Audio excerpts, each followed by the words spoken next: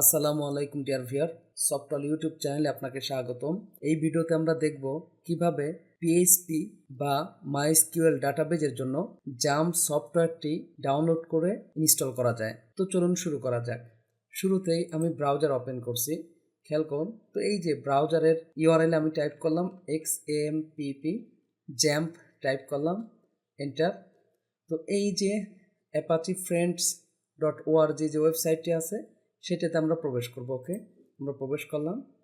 খেয়াল করুন, এই যে এখানে একটা অপশন আছে ডাউনলোড, যদিও এখানেও আছে। এখানে দেখুন jam for Windows, jam for Linux, jam for OS X। তো আমরা যদি বিভিন্ন ভার্সন চাই, যে click here for other version, এখানে আমরা ক্লিক করব। খেয়াল করুন, এখানে জ্যাম ফর উইন্ডোজের জন্য আমরা দেখতে পাচ্ছি যে PHP 8, PHP 8.1, PHP 8.2, এভাবে jump for browsers, jump for লিনাক্সের জন্য, জাম্প ফর ম্যাক, এই যে OS X এর জন্য কি আছে খেয়াল করুন, ভার্সনগুলো দেওয়া আছে। তো আপনার অপারেটিং সিস্টেম যেটা, তার উপরে ডিপেন্ড করে আপনি জাম্পটি ডাউনলোড করবেন। তো আমার যেহেতু উইন্ডোজ, তাহলে আমি এখান থেকে এই যে মাঝখানেরটাই নিলাম, অর্থাৎ 8.1.25 এইটা আমি নিলাম। এই যে জাস্ট ডাউনলোডে আমরা ক্লিক করব। তো ডাউনলোডে ক্লিক করলে একটু টাইম নেবে। দেখুন এখানে লেখা আছে awesome your download will start automatically if it doesn't click here. তো আমরা একটু অপেক্ষা করব। এই যে দেখুন আমার ডাউনলোড শুরু হয়ে গেল, ঠিক আছে। তো এর জন্য আমার কিছু টাইম নেবে, এটা ডিপেন্ড করে আমাদের নেটের স্পিডের উপর। যেমন আমার মনে করুন 2 মিনিট 27 সেকেন্ড এই মুহূর্তে নেবে।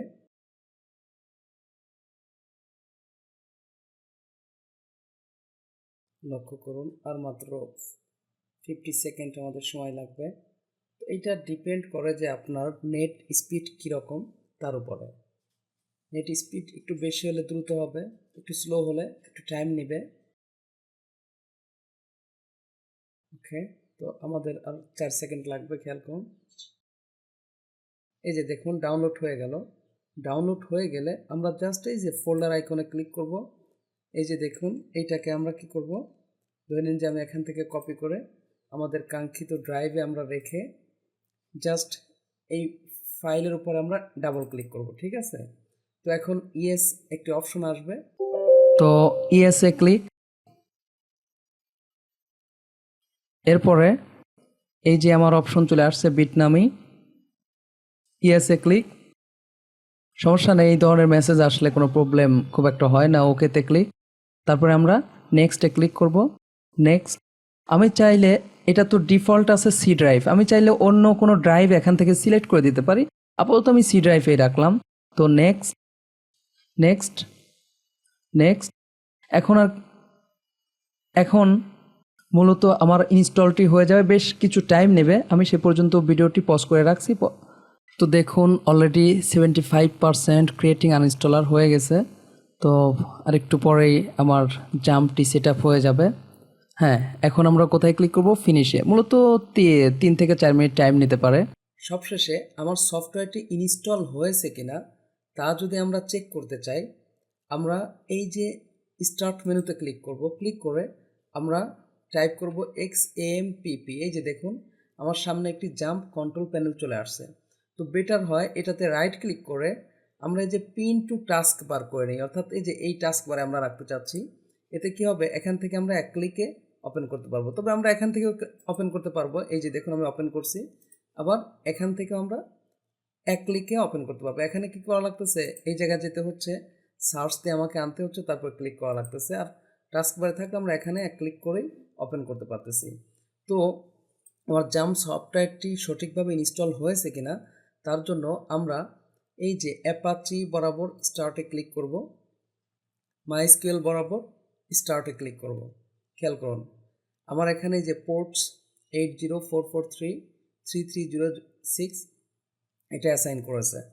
তো এখন আমরা যেই কাজটি করব, এই যে খেয়াল করুন অ্যাপাচি বরাবর যেই অ্যাডমিন লেখাটা আছে এইটাতে আমরা ক্লিক করব। এইটাতে ক্লিক করলে মূলত আমরা এই যে পিএইচপির আমরা ড্যাশবোর্ডটা পাবো। খেয়াল করছেন, খেয়াল করুন লোকাল হোস্ট ড্যাশবোর্ড।